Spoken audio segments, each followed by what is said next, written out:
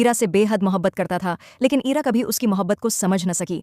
कामयार अक्सर उससे कहा करता था, ईरा, मुझे तुमसे पहली नज़र में ही मोहब्बत हो गई थी। मगर ईरा हर बार उसकी बात को मजाक समझकर टाल देती। वो कभी उसकी संजीदगी को महसूस न कर सकी। कामयार ने अपनी मोहब्बत साबित करने के लिए न जाने कितनी कोशिशें की। वो उसकी हर छोटी बात का ख्याल रखता, उसकी नाराज़ी बर्दाश्त करता, उसके नुखरे उठाता, लेकिन ईरा हमेशा उसे यही कहती, अल्लाह के वास्ते मेरा पीछा छोड़ दो।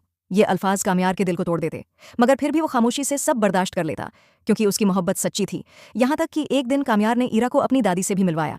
उसकी दादी ने ईरा को बहुत प्यार दिया और मुस्कुराते हुए कहा, बेटा, कामयार तुम्हें बहुत चाहता है। उसकी आंखों में तुम्हारे लिए सच्ची मोहब्बत नजर आती है। मगर ईरा के दिल पर फिर भी कोई असर न हुआ। फिर एक दिन ऐसा आया जब ईरा ने सबके सामने कामयार की बहुत बेइज्जती कर दी। उसने गुस्से में कहा, तुम अपनी हद में रहो कामयार, मुझे तुमसे कोई मोहब्बत नहीं। ये सुनकर कामयार चंद लम्हे खामोश रहा। उसकी आंखों में नमी उतर आई, मगर उसने खुद को संभालते हुए धीमी आवाज में कहा, मैंने तुम्हें हमेशा दिल से चाहा था ईरा, लेकिन तुमने कभी मेरी मोहब्बत की कदर नहीं की। अब जिस दिन तुम्हें मेरी मोहब्बत की अहमियत समझ आएगी, उस दिन तुम खुद मेरे पास आओगी, लेकिन तब तक बहुत देर हो चुकी होगी। ये कहकर कामयार वहां से चला गया। उस दिन के बाद कामयार ने कभी पलटकर नहीं देखा और पहली बार ईरा को उसकी खामोशी चुभने लगी। वक्त गुजरता गया और आहिस्ता आहिस्ता ईरा को एहसास होने लगा कि जो शख्स उससे बेहद मोहब्बत करता था, वो अब उसकी ज़िंदगी में नहीं रहा। तब उसे समझ आया कि सच्ची मोहब्बत बार बार नहीं मिलती, और कुछ लोग जब चले जाते हैं तो सिर्फ यादें छोड़ जाते हैं।